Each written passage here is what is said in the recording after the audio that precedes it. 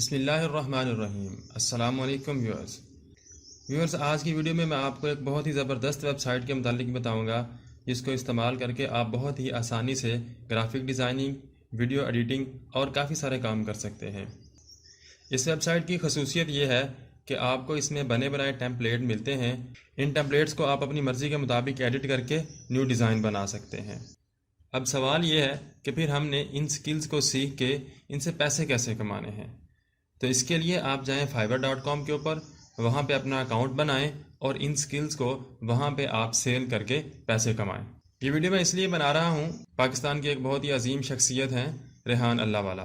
वो भी इस चीज़ के ऊपर फोकस कर रहे हैं कि किस तरह हम हर पाकिस्तानी को इस चीज़ के ऊपर लेके आ सकते हैं कि वो बेरोज़गार ना रहे, यानी वो फाइवर और कैनवा को इस्तेमाल करके घर बैठे ही अर्न कर सके। तो जिस वेबसाइट के मुतालिक मैं आपको बताना चाह रहा था उसका नाम है canva.com। तो चलें हम लाइव स्क्रीन के ऊपर चलते हैं, वहाँ पे जाके मैं आपको प्रैक्टिकल करके दिखाता हूँ कि किस तरह से canva.com के ऊपर हम डिफरेंट किस्म के डिज़ाइन बना सकते हैं।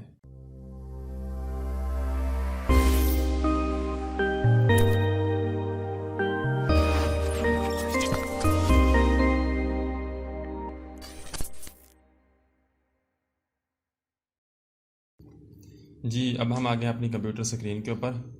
यहाँ से आपने सबसे पहले किसी भी ब्राउज़र को ओपन करना है।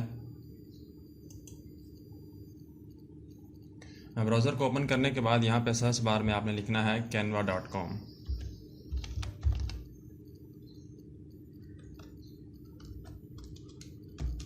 canva.com लिखने के बाद इंटर प्रेस करें। इंटर प्रेस करने के बाद आपके पास ये मेन स्क्रीन आ गई है canva.com की। ये canva.com को ओपन करने से पहले आपने अपने ब्राउज़र के अंदर अपना जीमेल अकाउंट लॉगिन कर लेना है। अगर आपका जीमेल अकाउंट पहले से लॉगिन होगा तो जो ही आप canva.com ओपन करेंगे तो आपको यहाँ पे राइट साइड पे ऑप्शन आएगा लॉगिन विद जीमेल।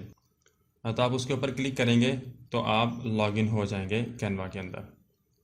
आप जब लॉगिन होंगे तो आपका वो पर्सनल अकाउंट होगा, वो फ्री अकाउंट है, इसमें कुछ लिमिटेड चीज़ें आपको दिखाई जाएंगी।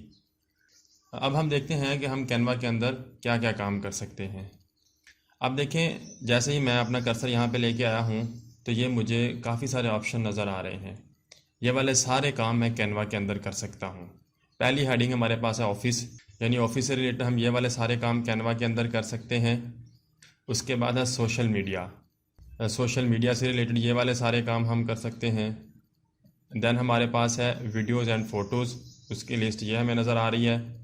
उसके बाद है मार्केटिंग और उसके बाद है कस्टम प्रिंट्स। अब यहाँ पे एक दो डिज़ाइन मैं आपको बना के दिखाता हूँ कि हमने किस तरह से कैनवा को यूज़ करके डिफरेंट डिज़ाइन बनाने हैं। इसके लिए हम सिलेक्ट कर लेते हैं फेसबुक को यहाँ से।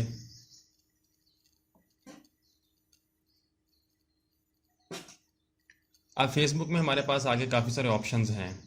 क्रिएट अ फेसबुक ऐड, उसके बाद है create a Facebook story, create a Facebook event cover, create a Facebook cover photo, create a Facebook post. इनमें से जो काम हम करना चाहते हैं, जो चीज़ हम बनाना चाहते हैं, हम उसके ऊपर क्लिक करेंगे। मिसाल के तौर पे हम क्रिएट अ फेसबुक स्टोरी के ऊपर क्लिक कर देते हैं।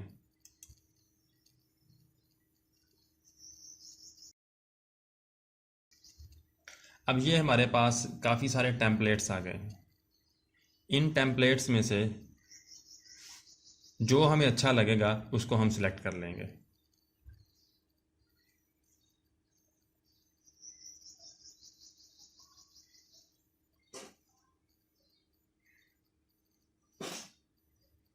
अब मिसाल के तौर पे हमें ये टेम्पलेट कुछ अच्छा लग रहा है, हम इसको सिलेक्ट कर लेते हैं और यहाँ से आके आपने कस्टमाइज दिस टेम्पलेट के ऊपर क्लिक करना है।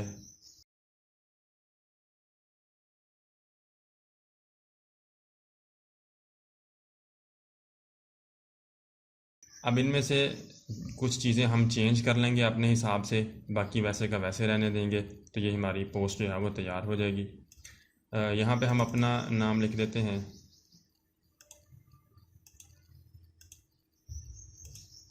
इस टेक्स्ट को हम चेंज कर देते हैं।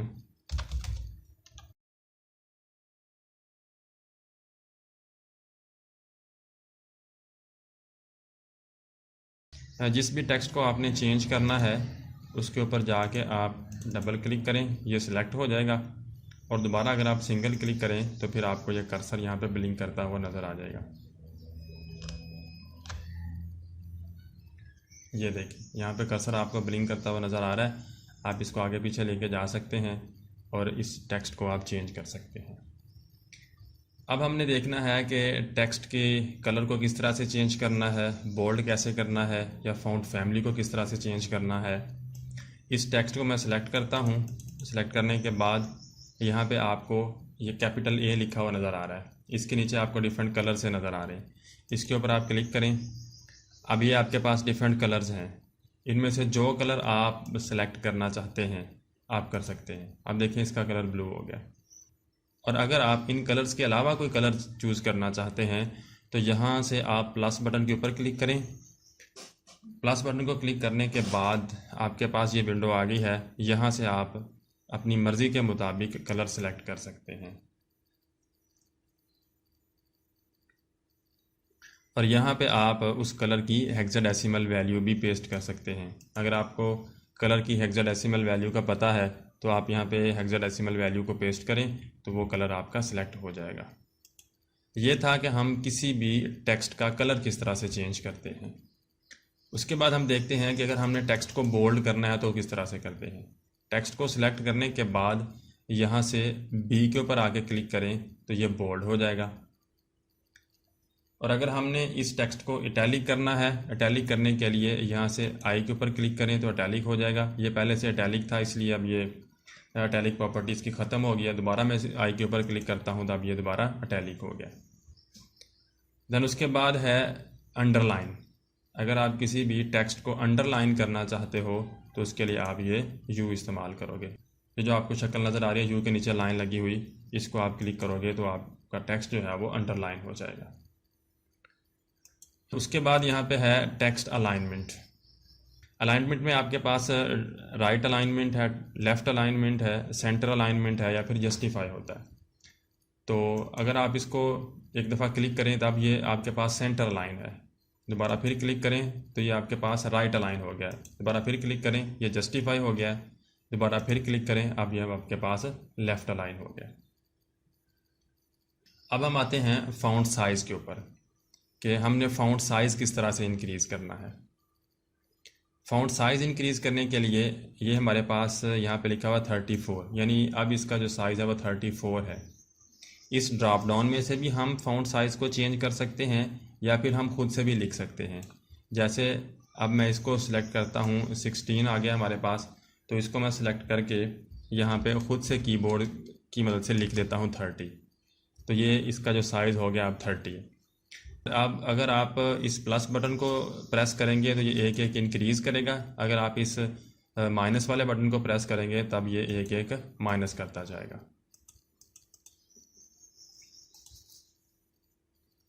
उसके बाद हम देखते हैं कि अगर हमने फ़ॉन्ट फैमिली चेंज करनी है तो किस तरह से चेंज करेंगे। यहाँ पे ये हमारे पास फैमिलीज़ आ रही हैं। जब भी हमने इसके ऊपर क्लिक किया तो ये विंडो हमारे पास ओपन हो गई है। यहाँ से हम जो भी फ़ॉन्ट फैमिली सिलेक्ट करना चाहते हैं उसको सिलेक्ट कर सकते हैं। उसके ऊपर क्लिक करेंगे तो वो वाली फ़ॉन्ट फैमिली सिलेक्ट हो जाएगी। ये था कुछ बेसिक काम जो कि हम टेक्स्ट के ऊपर कर सकते हैं। इसी तरह अगर हम इस टेक्स्ट को आगे पीछे मूव करना चाहते हैं तो इसको यहाँ से पकड़ के आगे पीछे भी मूव कर सकते हैं। हम अपनी पोस्ट के ऊपर जिधर भी इसको एडजस्ट करना चाहें एडजस्ट कर सकते हैं। तो यहाँ पे हमने लिख दिया 360 डेव सॉल्यूशंस और उसके बाद हम यहाँ पे ये डेट चेंज करते हैं कुछ।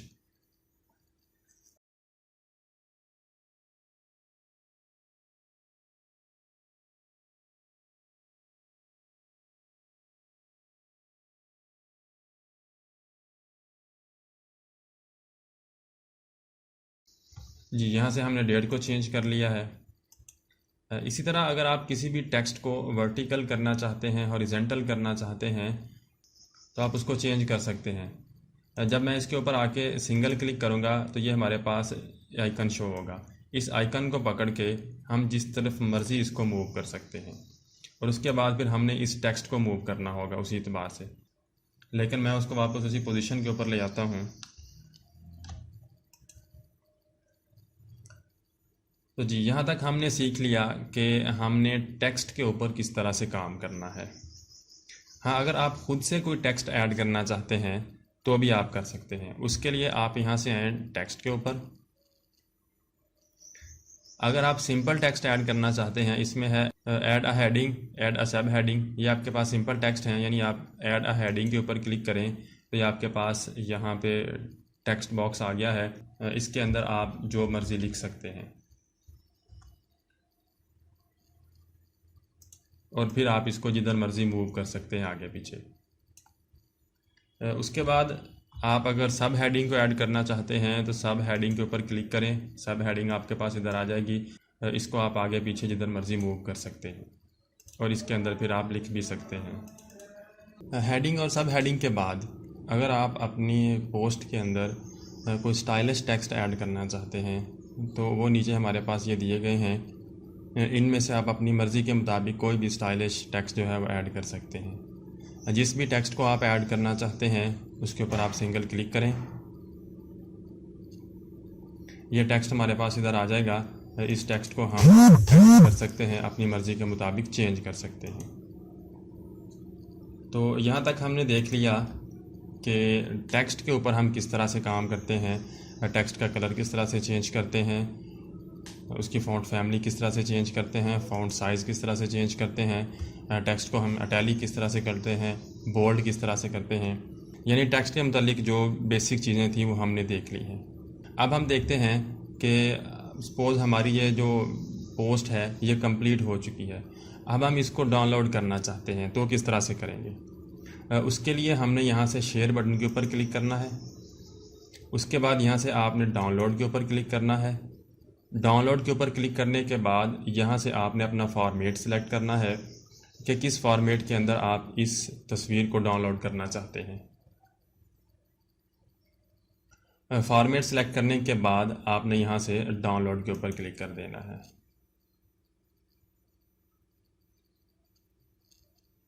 तो ये वाली पोस्ट जो थी ये हमारे सिस्टम के अंदर अब डाउनलोड हो चुकी है। उसके बाद हम वापस आते हैं होम के ऊपर। अब हम कोई और चीज़ डिज़ाइन करके देखते हैं कुछ।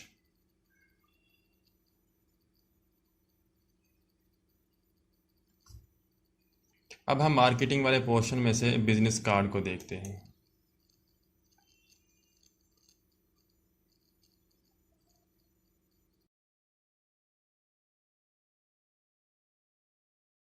ये हमारे पास बिज़नेस कार्ड के लिए टेम्पलेट्स आ गए हैं। इनमें से हम इस टेम्पलेट को सिलेक्ट कर लेते हैं।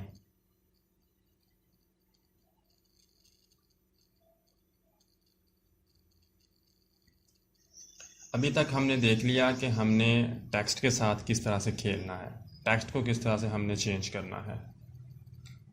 अब हम देखते हैं कि जैसे ये आइकन हमें नज़र आ रहे हैं, इस तरह के आइकन्स हमें किस तरह से मिलेंगे। इस तरह के आइकन्स ऐड करने के लिए हमने यहाँ से आना है एलिमेंट्स के ऊपर। यहाँ से जो भी आइकन हमें चाहिए हम उसको सर्च कर सकते हैं। मिसाल के तौर पे हम लोकेशन आइकन चाहते हैं तो उसके लिए हम लिखेंगे लोकेशन। इंटर बटन प्रेस करें तो ये वाले लोकेशन के आइकन आ गए। जिस भी आइकन को आप इस्तेमाल करना चाहते हैं उसको आप यहाँ से ड्रैग करें तो ये आइकन हमारे पास इस्तेमाल हो जाएगा। इसको आप यहाँ पे इधर सेट कर सकते हैं। अब इसका अगर हम कलर चेंज करना चाहते हैं तो उसके लिए यहाँ पे लिखा है ना एडिट इमेज, इसके साथ ये आपको ब्लैक बॉक्स नज़र आ रहा है। ब्लैक इसलिए नज़र आ रहा है कि इसका कलर अब ब्लैक है। अगर हम इसको चेंज करना चाहते हैं तो इस बॉक्स के ऊपर क्लिक करेंगे। क्लिक करने के बाद वही तरीकाकार है, कलर जैसे हमने टेक्स्ट का कलर चेंज किया था बिल्कुल उसी तरह हम यहाँ पे इसका कलर चेंज कर सकते हैं। मैं यहाँ से इसका ये वाला कलर सेलेक्ट कर देता हूँ तो ये देखें ये चेंज हो गया।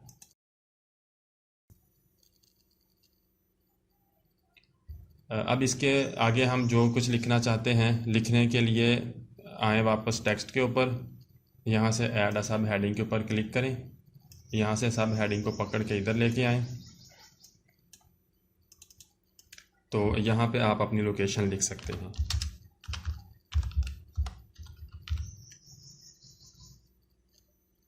जो भी आपकी लोकेशन हो आप उसको सेट कर सकते हैं।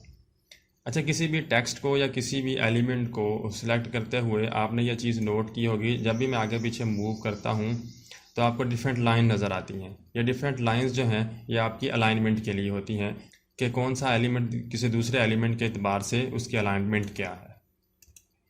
इसी तरह अगर हम यहाँ से कोई और एलिमेंट चूज़ करना चाहते हैं, मिसाल के तौर पे हम मोबाइल नंबर लिखना चाहते हैं, उसके लिए हम सेल फ़ोन का आइकन जो है वो तलाश करना चाहते हैं, तो फिर हम यहाँ पे लिखेंगे सेल फ़ोन। ये सेल फ़ोन के डिफरेंट आइकन्स आ गए, इनमें से जिस आइकन को भी हम चाहें हम यहाँ पे इस्तेमाल कर सकते हैं। मिसाल के तौर पे हम यहाँ पे इस आइकन को डिलीट कर देते हैं और इस आइकन को हम यहाँ पे इस्तेमाल कर लेते हैं।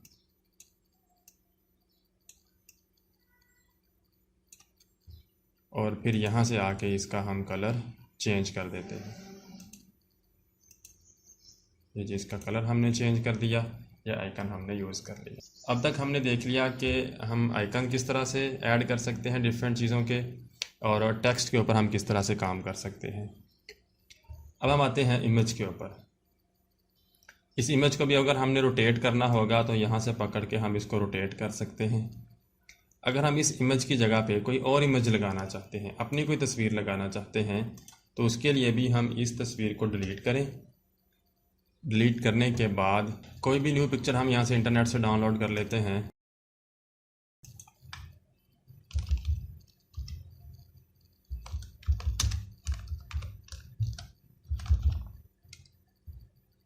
यहाँ पे हम लिखते हैं मैन विद कंप्यूटर PNG। अब डिफरेंट मैन्स हमारे पास आ गए हैं जो कंप्यूटर इस्तेमाल कर रहे हैं। यहाँ से हम इस पिक्चर के ऊपर क्लिक करते हैं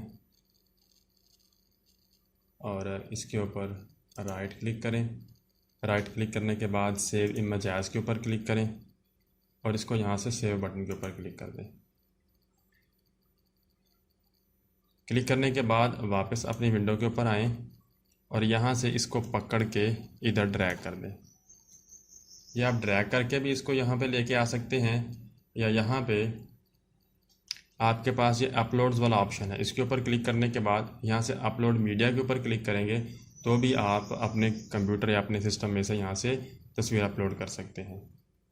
अब हम इस तस्वीर को यहाँ पे लगाना चाहते हैं तो इसको यहाँ से पकड़ के इधर ड्रैग करें, यहाँ पे ये तस्वीर लग गई है। तो ये हमने यहाँ पे पिक्चर को भी चेंज कर लिया। इसी तरह आप भी अपनी पोस्ट के अंदर अपनी तस्वीर लगाना चाहते हैं तो आप उस तस्वीर को लगा सकते हैं। ये था हमारे पास एक सिंपल विजिटिंग कार्ड। तो यहाँ तक हमने देख लिया कि अगर हमने तस्वीर को ऐड करना है अपनी पोस्ट के अंदर तो हम तस्वीर को किस तरह से ऐड कर सकते हैं। ये इसकी फ्रंट साइड थी, ये इसका पेज नंबर 2 है, यानी इसकी बैक साइड होगी। इसके ऊपर भी आप अपनी मर्ज़ी के एतबार से जिस तरह मर्ज़ी चेंज कर सकते हैं। और इसी तरह अगर आप इसको डाउनलोड करना चाहते हैं, वही पुराना तरीकाकार है, यहाँ से शेयर के ऊपर क्लिक करके आप डाउनलोड बटन के ऊपर क्लिक करेंगे तो फिर ये सेव हो जाएगी। मैं उम्मीद करता हूँ कि जो बातें मैंने आपको बताई हैं आपको क्लियरली समझ आ चुकी होंगी। आप अपने सिस्टम को ओपन करें और इस तरह खेलना शुरू कर दें। आपको कुछ ही दिनों में इतनी प्रैक्टिस हो जाएगी कि आप जो चाहें ग्राफिक डिज़ाइनिंग का काम कैनवा के ऊपर कर सकते हैं। आपको ना फ़ोटोशॉप सीखने की ज़रूरत पड़ेगी, ना एडोब इलस्ट्रेटर सीखने की ज़रूरत पड़ेगी। हाँ, उन सॉफ्टवेयर्स का अपना अलग एक मकाम है, लेकिन आप कैनवा को यूज़ करके बहुत ही आसानी से डिफरेंट किस्म के डिज़ाइन बना सकते हैं। अगर आपको किसी भी चीज़ को समझना हो या इसके अलावा आपने किसी चीज़ के मुतालिक पूछना हो, ये तो मैंने आपको बेसिक्स बताया है ना। अगर आप इसके अलावा कोई चीज़ पूछना चाहते हैं, कैनवा के अंदर आप किसी चीज़ के ऊपर काम कर रहे हैं और आपको समझ नहीं आ रही, तो आप मुझे कमेंट बॉक्स में बताएं, मैं आपको इंशाल्लाह गाइड करूँगा। और इसके अलावा अगर आप चाहते हैं कि मैं एक मुकम्मल सीरीज़ बनाऊँ कैनवा की अलग-अलग से हर एक चीज़ के ऊपर, तो भी आप मुझे कमेंट सेक्शन में बताएं, फिर हम अलग से एक सीरीज़ स्टार्ट करेंगे। अब मुझे दीजिए इजाज़त। अल्लाह हाफिज़।